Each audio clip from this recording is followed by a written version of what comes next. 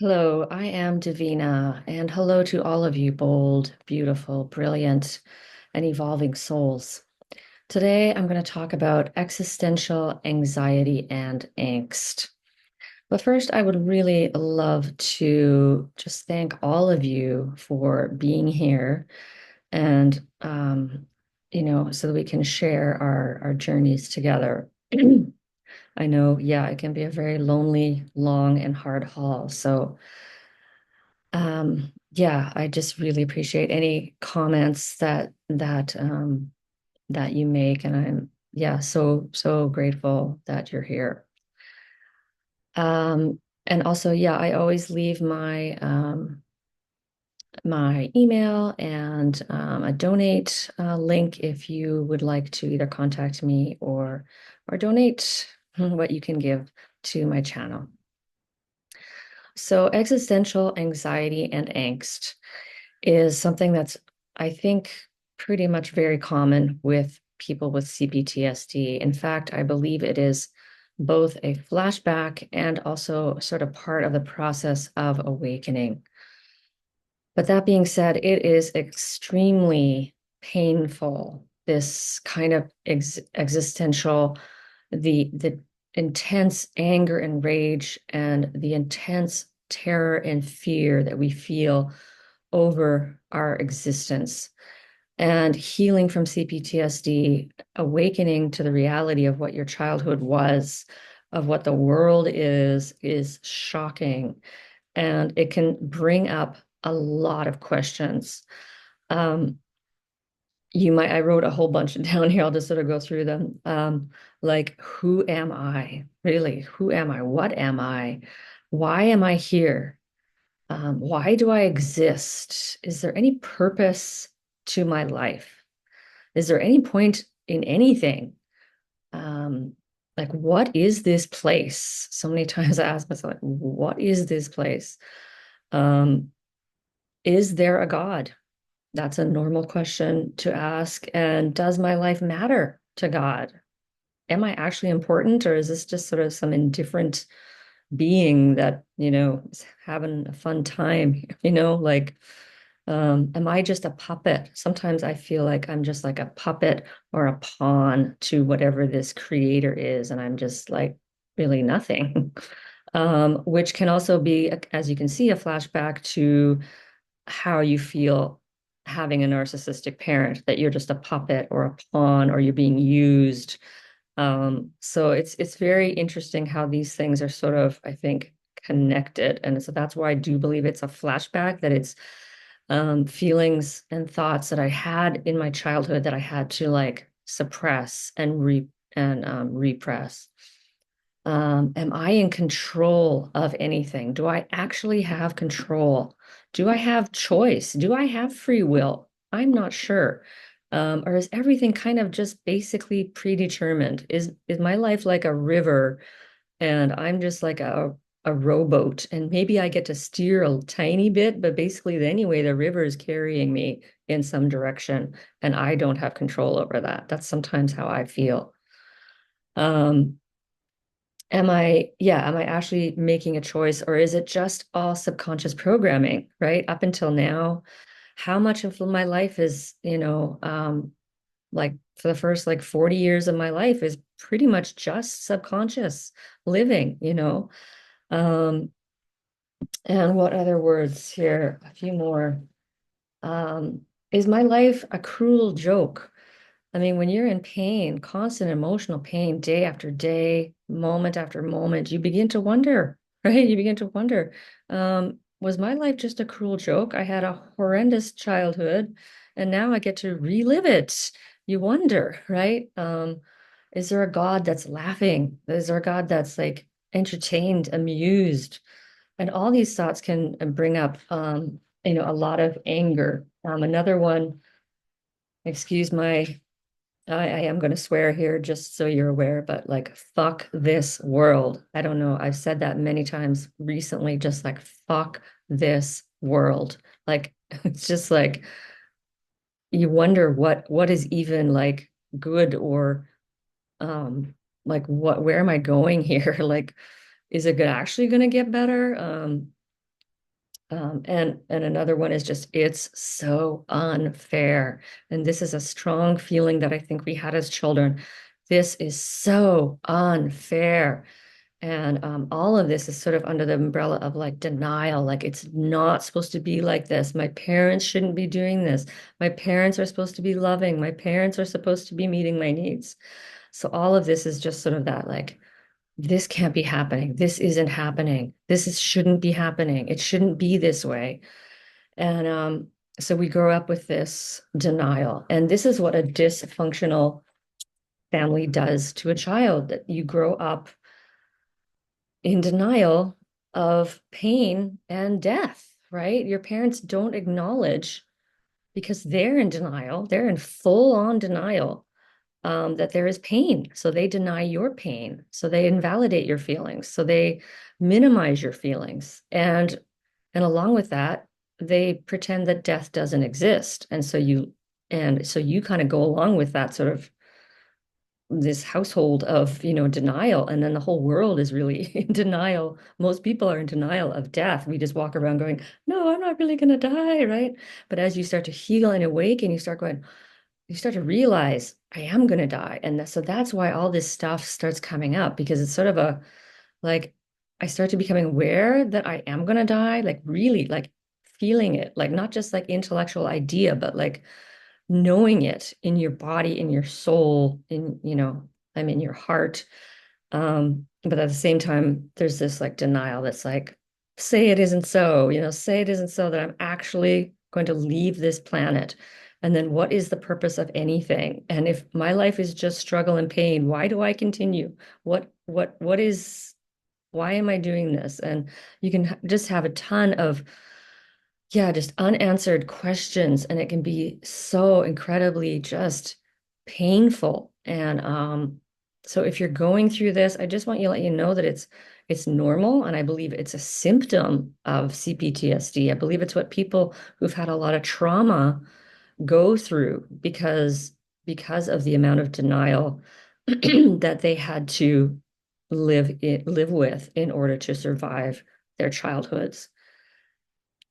Um, Yeah, so this can all like, just this morning, I was just processing all this. I'm just going through this massive flashback, and I just feel so much anger, so much fear, but just twisted together, like anger, fear, and I'm just like verbally ventilating all morning. Like, I don't know, since I got up, it's like noon. So like 4 hours of like verbally ventilating, crying, grieving.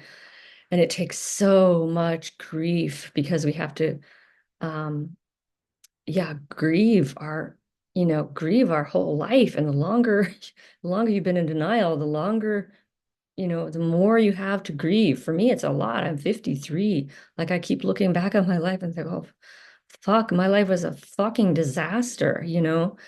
When I think of like my 20s, I'm like, I have an eating disorder, and then I'm promiscuous, and then I'm in Japan, and I'm with a narcissistic boyfriend who later becomes my husband, and we're going out clubbing every weekend, and we're getting drunk and high, and then I'm in menopause, and then I come back to Canada, and then I'm healing, and then I'm trying to like leave my husband, and this is the first like 50 years of my life. It's just like disaster, right? It's just like, as I've said before, like dominoes almost. Like when you grow up in a shitty, dysfunctional family where you're being abused and neglected, because then we just have to like, our subconscious just naturally creates the situations um in order for us to heal.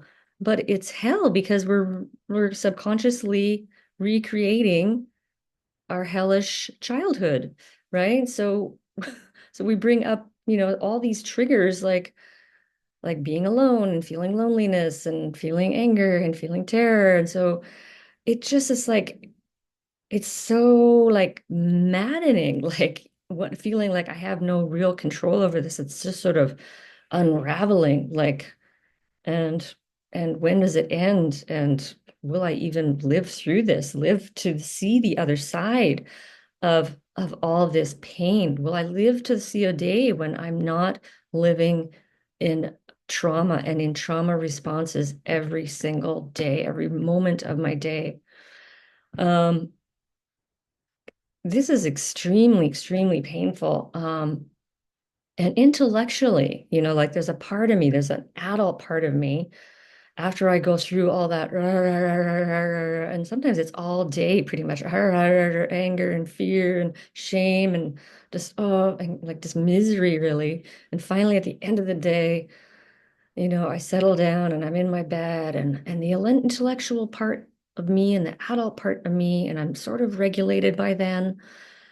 And I can see that the purpose of life is just awakening, there's really that I'm just not even this body. I'm not a mind. I'm not an emotion, that I am this energetic being, whatever it is. I don't even know if I'm a separate being or if it's just all one sort of, um, but that the purpose of life is to heal and awaken and to become whole. To like, I think it was Mark Nepo that just I remember him describing it in one of his books about the universe. It's almost like a broken plate, and it's now like coming back together, and the pieces are like, fitting together. And that kind of like resonates with me. It just feels like, we come to planet Earth, we're all like broken, and then we have to like become whole. It's very, very weird. Like, um, yeah, so it's normal if you're experiencing this just sense of like what the fuck, right? Like, um, and I think ultimately our fear of death is intertwined with our fear of abandonment. I think our fear of death is like, it's sort of like the ultimate abandonment. It's like being discarded, and again, of course, that rings true with being raised by a narcissist when you feel, you're discarded, you're not useful anymore, and you're just like tossed away. So that's what I think for me anyway. I think that's how death and the fear of death and the terror of abandonment are kind of linked together. And even Jesus on the cross says, what does he say? Why have you forsaken me, Lord? Um, because he feels like he's been abandoned, like now he's gonna die. And so I think when I'm just starting to see that these two things are starting to sort of intersect, this idea for me um that I am going to die, and that um I no longer want to fawn. I no longer, like, every time I see myself fawning now, I'm like, no, I can't do that. I want to live with integrity. I want to be whole. I don't want to lie. I don't want to pretend. I don't want to have to prove myself, because I'm like, I'm enough, right? And you're enough. And we're all enough, right? I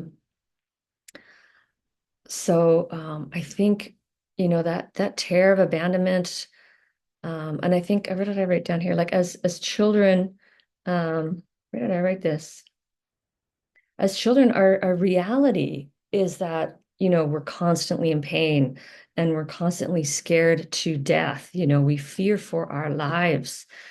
And yet these feelings are repressed. And so this fear of abandonment comes up as we start to heal. And we can constantly feel like anything and everything is going to lead to our demise, is going to be doom and demise, right? And that's how we grew up. Like any small mistake was going to be the end of the world. We were going to end up, if you don't have a caregiver, if you're like a year old and you fully depend on a caregiver. And I wrote a sentence here. Yeah, I wrote, if a child was saying to their parent, they would say, "You are my sole caregiver. My survival depends on you. If you leave me, I will die."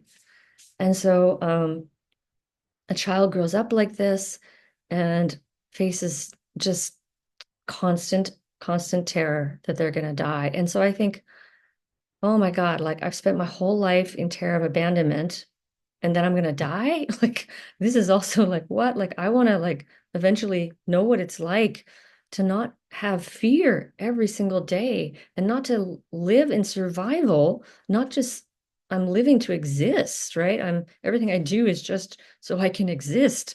I'm not like living, you know?